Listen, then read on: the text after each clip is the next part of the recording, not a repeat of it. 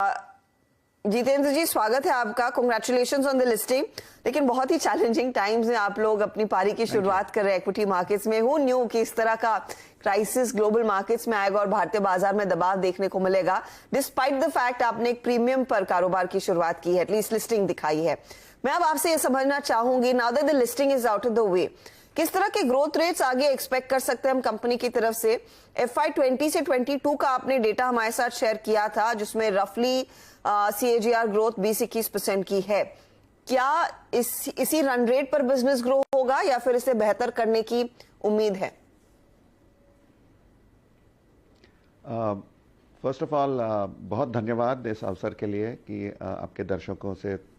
दोस्तों, अगर आप बाजार में अपना पैसा इन्वेस्ट करना चाहते हैं तो अभी जुड़े एंजल ब्रोकिंग के साथ में, क्योंकि यहां आपको मिलती है एक अच्छी एडवाइस और भरोसेमंद सर्विस, और यहां अकाउंट ओपन करना भी है बिल्कुल फ्री ऑफ कॉस्ट। तो आज ही जुड़े एंजल ब्रोकिंग के साथ में। अकाउंट ओपनिंग लिंक डिस्क्रिप्शन में है, आज ही अपना अकाउंट ओपन कराएं। थोड़े मैं इंसाइट्स शेयर करूं।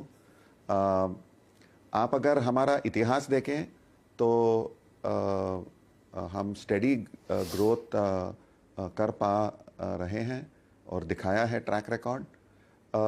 इसकी वजह यह है कि हमारे पास एक पोर्टफोलियो अप्रोच है और सिस्टम्स लेवल काम के अलावा हम स्पेशलिटी कंपोनेंट्स जो ट्रांसमिशंस के लिए लगते हैं, manual transmissions, 4 wheel drive, automatic और ड्यूल क्लच ऑटोमेटिक और ईवी में हिस्सा है।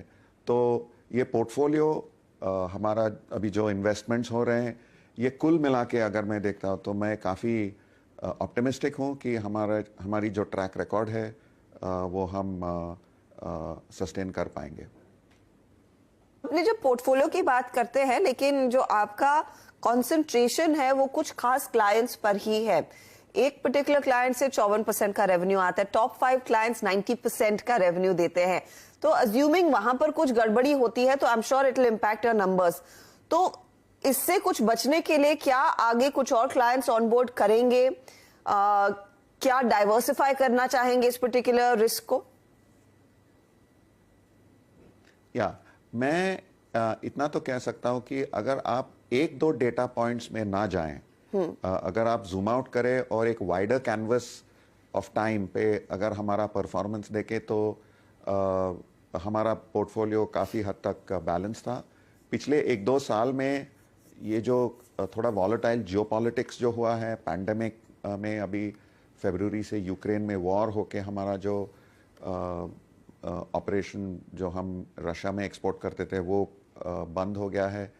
तो और इंडिया में हमारे जो सेगमेंट्स हैं वो ज़बरदस्त सक्सीड हुए हैं, तो इसलिए ये थोड़ा इम्बैलेंस आ गया है। मगर मैं आपको बताऊं कि हमारी जो पोर्टफोलियो है उसमें अभी ऑटोमोटिव ट्रांसमिशन बिजनेस ऐसा है कि इसमें एक थोड़ा जेस्टेशन पीरियड होता है कंपोनेंट्स या सिस्टम्स में। मगर मैं आश्वासन देना चाहूँगा कि सिर्फ इंडिया में नहीं मगर United states, Europe, south east Asia हमारा मार्केट डेवलपमेंट चालू है। हमने Germany in the middle of the pandemic, Germany और साउथ कोरिया में हमारे लिएजॉन ऑफिसेज खोले हैं और काफ़ी एक्सपीरियंस्ड हमारा टीम है जो काम कर रहा है।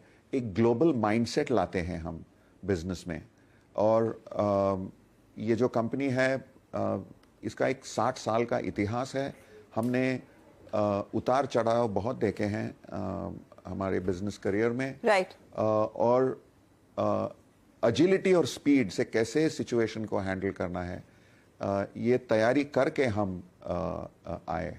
तो मैं समझता हूं कि आने वाले टाइम में आप ये डिवर्सिफिकेशन जरूर देख पाएंगे। ओके, तो आप शायद फिर और क्लाइंट्स ऑनबोर्ड करेंगे और डिवर्सिफिकेशन होगा। ईवी को लेकर मैं आपसे समझना चाहूंगी, क्योंकि वो भी आपका एक एरिया ऑफ ग्रोथ है। किस तरह के ऑर्डर्स आपके हाथ आ रहे हैं और आपकी ओवरऑल ऑर्डर बुक का ईवी का कितना हिस्सा होगा? मैं आपको और आपके दर्शकों को बताना चाहूँगा कि ईवी का जो ये सेक्टर है, हम ये काफ़ी सालों से ट्रैक कर रहे हैं, क्योंकि हमारा नाता हमारे इतिहास में एक जॉइंट वेंचर के द्वारा अमेरिका से जुड़ा था और ये इंडस्ट्री के जो जाने माने ब्रांड्स हैं, यहाँ जो डेवलपमेंट चल रहा है उससे हम जुड़े हुए थे डायरेक्टली और इनडायरेक्टली। ओके। तो हमने हमारा डेवलपमेंट 4-5 साल पहले शुरू किया था, तो we are in a state of readiness. तो इंडिया का सबसे बड़ा अभी जो ट्रांसमिशन छोटे गाड़ी के लिए जो कॉन्ट्रैक्ट है, हमने वो सक्सेसफुली डेवलप किया है। हमारी प्रोडक्शन सिस्टम अप्रैल मई से अभी प्रोडक्शन में जाने वाली है।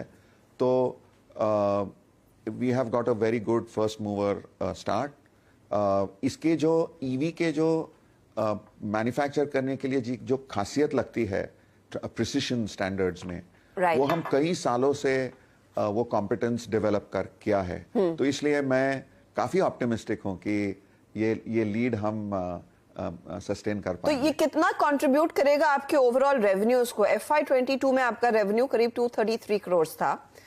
सो ईवी का इसमें कितना कंट्रीब्यूशन है और ये कितना बढ़ सकता है? और कोई अगर आप गाइडेंस दे सके 23 how will you close the year, या 24 से क्या एक्सपेक्टेशन है? ये काफी अभी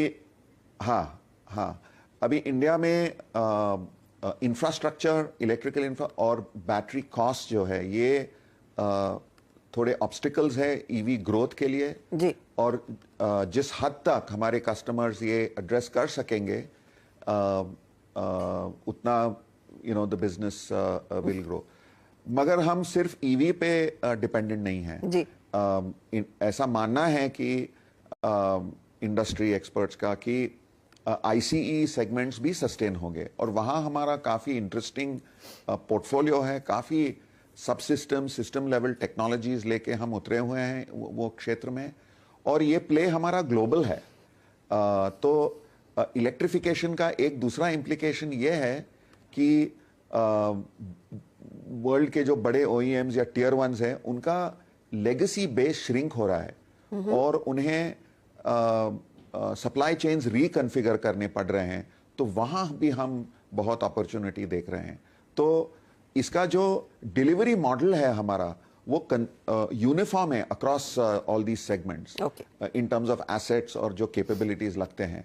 तो इसलिए मैं काफ़ी हद तक ऑप्टिमिस्टिक हूँ कि किसी डायरेक्शन में ये मार्केट अगर जाए तो हमारे पास वो एजिलिटी और स्पीड ज़रूर होगी।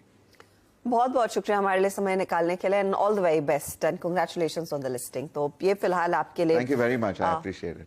मैनेजमेंट